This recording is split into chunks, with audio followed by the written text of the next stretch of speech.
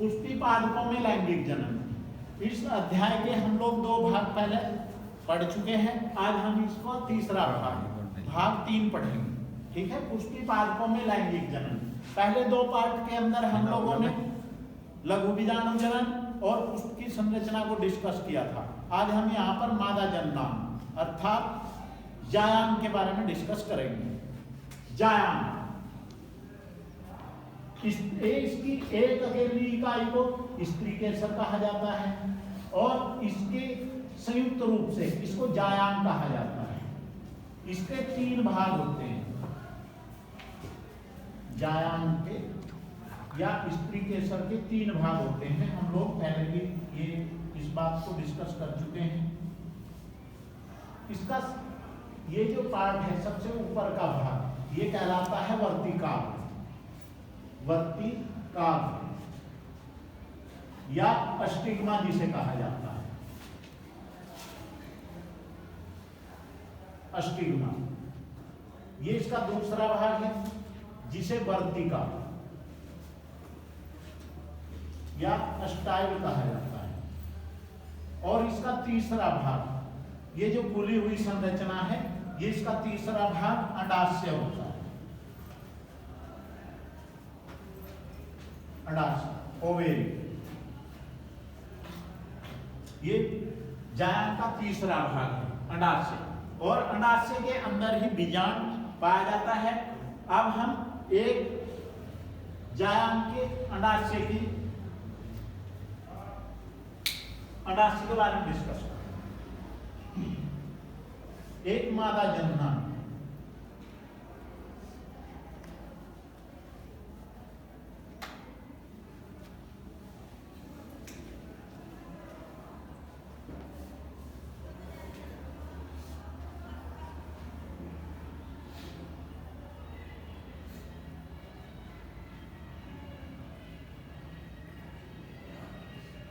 ये भाग इसका अंडाशय। अंडाशय के अंदर बीजांड पाया जाता है। ये बीजांड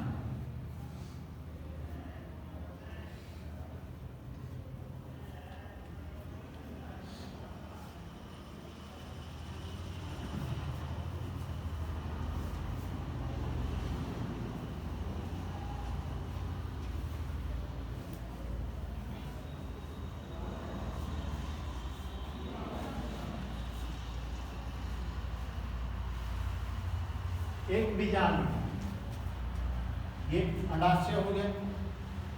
ओवेरी अंडाशय ये वाला भाग बीजांड।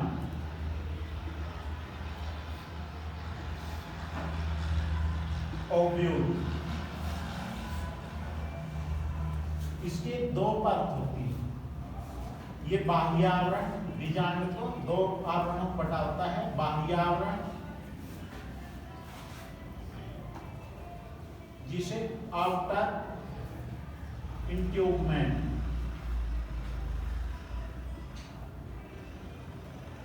और ये अंत आवरण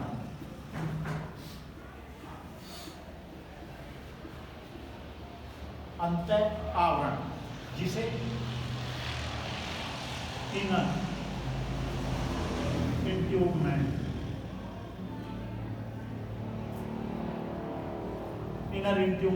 कहा जाता है। अंदर का भाग ये भाग न्यूक्लियर केंद्रक होता है और जिसे बीजांडकाय कहते हैं। बीजांडकाय न्यूक्लियर।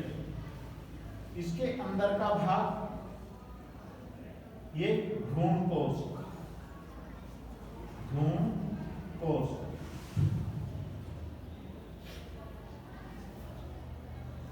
एम्ब्रियो सैक जिसे बोलते हैं, भ्रूणकोश होता है।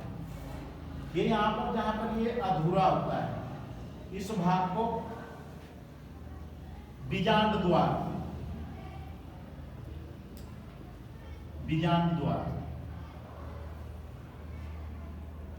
माइक्रोपाइल, माइक्रोपाइल कहा जाता है।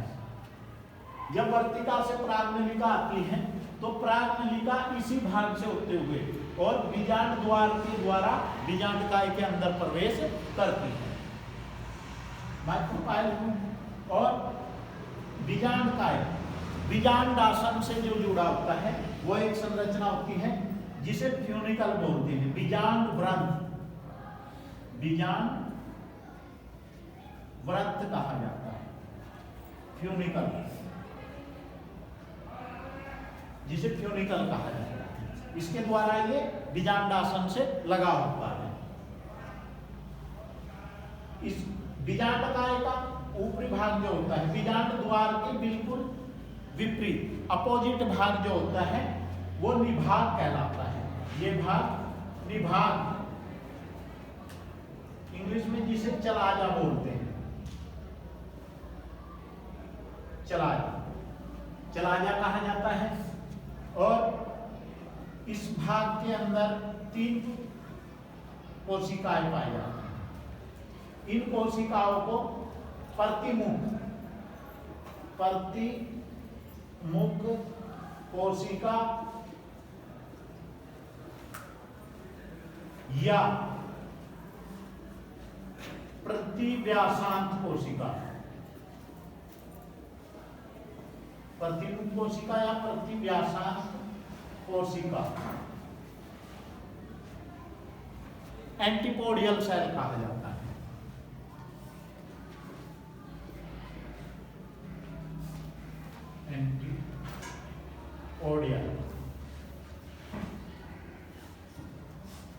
एंटीपोडियल सेल जिसे कहा जाता है। बीजांड द्वार की ओर भी 3 कोशिकाएं होती हैं जिन्हें सहायक कोशिका,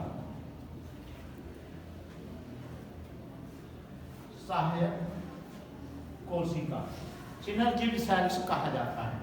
इन 3 कोशिकाओं में से जो एक कोशिका होती है ये आकार में थोड़ी बड़ी हो करके ये वाली कोशिका, ये एग सेल अंड कोशिका का निर्माण करती है। अंड कोशिका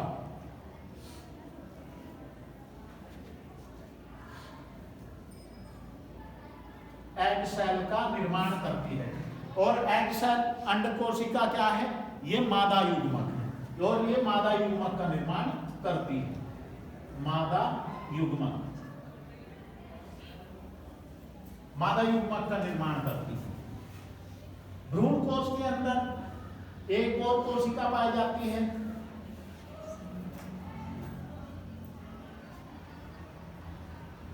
इसको द्वितीयक केंद्रक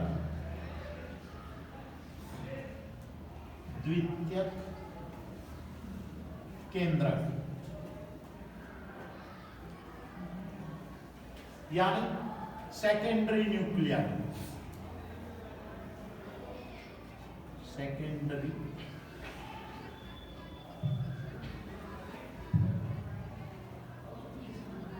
न्यूक्लियस बोर्ड। और इसी के अंदर जो होती है ये जो प्रतिव्यासांत कोशिकाएं होती हैं जिनकी संख्या 3 होती है और 3 जो होती हैं सहायक कोशिकाएं जिनमें से एक अंड कोशिका होती है। और यहाँ पर जो एक कोशिका है द्वितीयक केंद्रक जिसे सेकेंडरी न्यूक्लियस बोलते हैं, इसके अंदर 2 केंद्रक पाए जाते हैं। तो इस प्रकार से यह स्ट्रक्चर जो है एक आवर्त बीजियों के अंदर एक परिपक्व जायान की संरचना 7 कोशिकीय होती है। 7 कोशिकीय।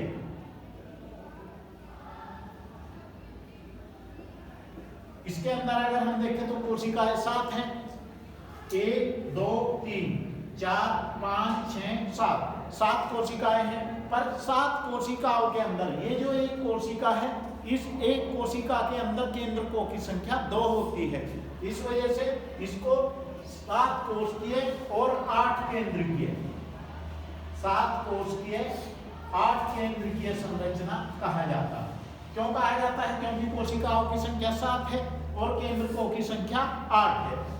1 2 3 4 5 6 7 8, ये 8 कोश की संरचना हो जाती है। इसके बाद जो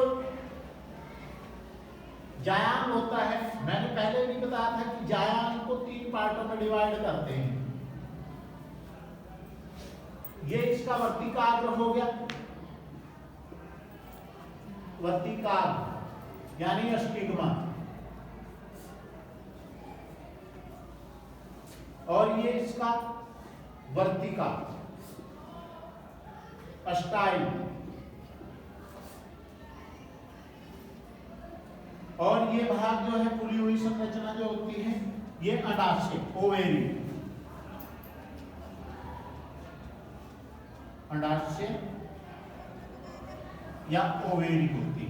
इन 3 पार्टों के अंदर हम इसको डिवाइड करते हैं। अंडाशय के अंदर बीजांड पाया जाता है, बीजांड पाया जाता है। बीजांड को जो है इसकी 2 परत होती है। सबसे बाहर की ओर जो होती है इसको बाह्य आवरण, आउटर इंट्यूबमेंट कहते हैं, जो एक अधूरा आवरण होता है। इसको इनर इंट्यूबमेंट, अंत आवरण कहा जाता है। ये जो स्थान है जहां पर ये दोनों आवरण अधूरे होते हैं, ये आवरण जो अधूरे होते हैं यही भाग बीजांड द्वार कहलाता है, माइक्रोपाइल। और जब परागकण जो कि एक नर युग्मक है, परागकण वर्तिकाग्र पर पहुंचता है तो परागकण से परागनलिका का निर्माण होता है, और परागनलिका आगे बढ़कर वर्तिका से होते हुए परागनलिका बीजांड द्वार के द्वारा होती हुई बीजांडकाय में प्रवेश करती है।